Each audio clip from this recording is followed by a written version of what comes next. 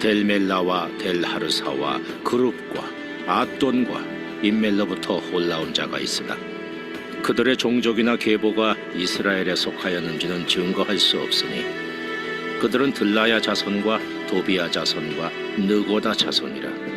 모두가 642명이요 제사장 중에는 호바야 자손과 학보스 자손과 바르실레 자손이니 바르실레는 길르앗 사람 바르실레의 딸 중에 하나로 아내를 삼고 바르실레의 이름으로 불린 자라.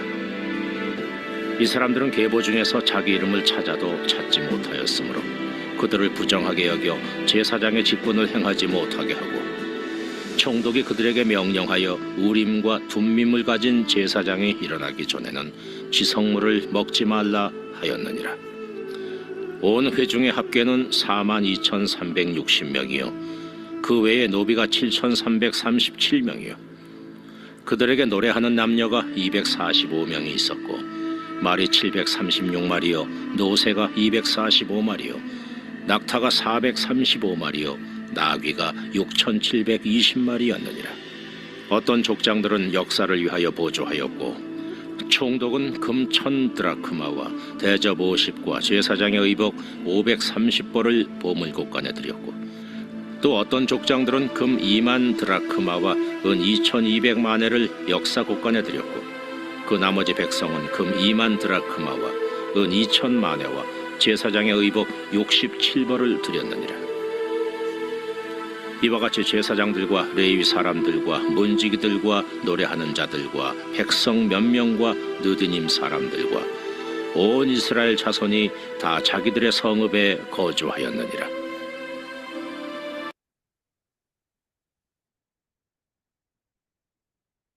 네, 오늘 본문 말씀은 족보가 없는 제사장들에 대한 말씀입니다.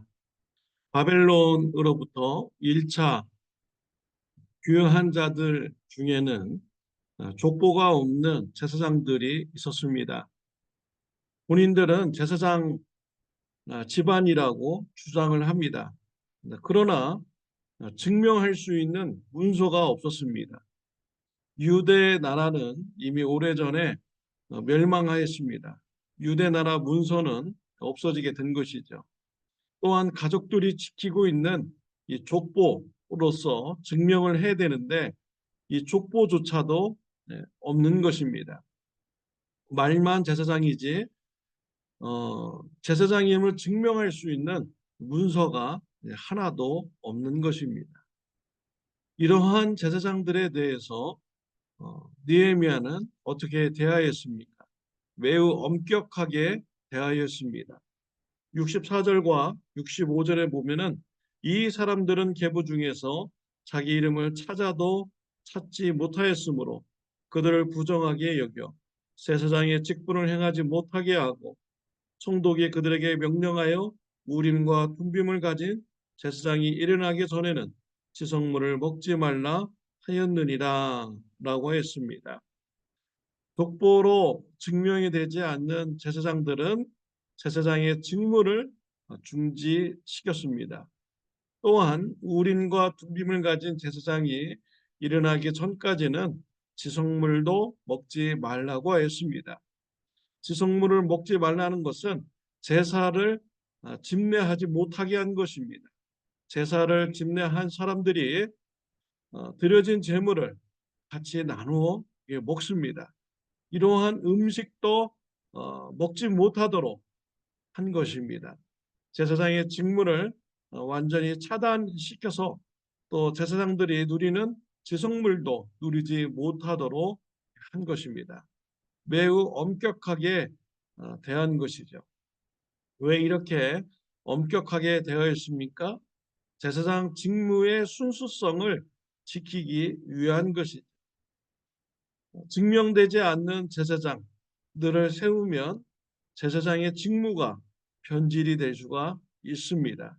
또한 제사장 직분이 변질이 될 수가 있는 것이죠.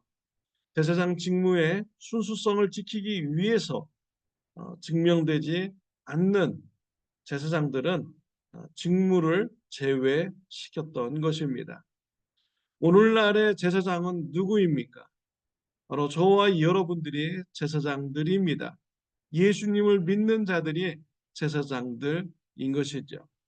베드로전서 2장 9절 말씀에 보면은 너희는 택하신 족속이요 왕 같은 제사장들이요 거룩한 나라요 그의 소유가 된 백성이니 이는 너희를 어두운 데서 불러내어 그의 기이한 빛에 들어가게 하신 이의 아름다운 덕을 선포하게 하려 하심이라라고 했습니다.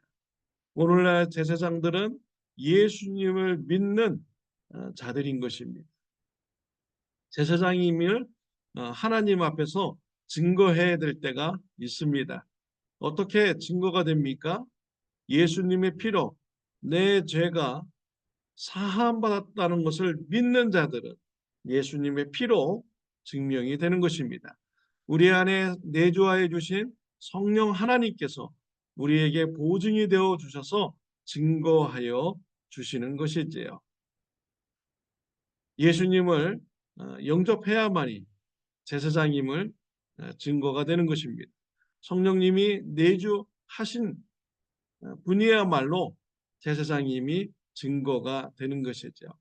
아무리 내가 제사장입니다. 하나님 믿는 사람입니다. 교회를 오래 다녔습니다. 봉사를 오래 했습니다. 우리 집안이 예수님 믿는 가정입니다. 라고 이런저런 말을 해도요. 다 소용없습니다. 성령님이 내주해 주셔야 되고요. 예수님의 피로 내가 죄 사함 받았다는 것을 믿는 자만이 증거가 되는 것이죠. 지금은 은혜의 때입니다. 아직 늦지 않았습니다. 예수님을 믿지 않는 분은 영접하지 않은 분은 예수님을 영접하는 축복이 있으시기를 바랍니다. 내가 죄인임을 인정하시길 바랍니다. 예수님의 피로 내가 죄 용서 받았음을 믿으시기를 바랍니다. 오직 예수님만이 나의 구원자이시고 나의 주인이심을 영접하시기를 바랍니다. 우리 성령 하나님이 임재하시면 우리가 입술로 예수님을 주로 고백하게 되는 역사가 일어나게 되는 것입니다. 지금은 은혜의 때입니다.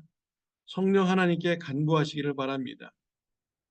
예수님을 믿기를 원합니다. 주인님을 고백하시고 예수님 피로 죄사함 받기를 원한다고 간구하시기 바랍니다. 성령님께서 역사해 주시고 보증이 되어 주십니다. 혹시 여러분의 가족 중에 불신자 가족이 있습니까? 얼마나 안타깝습니까? 하나님 앞에 갔을 때 하나님으로부터 인정받고 영원한 천국에서 가족들도 함께 있어야 되지 않겠습니까? 그 불신자 가족들에게 예수님의 복음을 전하시기를 바랍니다. 또한 교회 성도님들 중에 예수님을 믿지 않는 분들이 있다면 우리가 예수님을 전해야 되는 것입니다. 여러분 이웃들 중에 예수님을 믿지 않는 분들이 있다면 예수님을 전해야 되는 것입니다. 지금은 은혜의 때입니다. 은혜의 때에 우리는 믿는 자들은 더욱더 하나님의 아름다운 덕을 선포하여 구원의 사역을 우리가 감당할 수 있는 시간을 가진 것입니다. 예수님의 복음을 전하는 은혜의 때가 되시기를 바랍니다. 기도드리겠습니다. 하나님 아버지 감사합니다. 성령 하나님이 임재해 주셔서 예수님을 구주로 영접하게 해주시니 감사합니다. 제사장 되게 해주시니 감사합니다. 은혜의 때에 우리가 불신자 가족들에게 또 불신자 성도님들에게 불신자 이웃들에게 예수님의 복음을 전하는 자가 되게 하여 주옵소서. 그래서 같이 사랑하는 자들도 천국에서 영생을 누리는 축복이 있게 하여 주옵소서. 예수님의 이름으로 기도드렸습니다. 아멘. 오늘 하루도 제사장의 직무를 감당하시고 예수님의 복음을 전하는 사명 감당하시기를 바랍니다.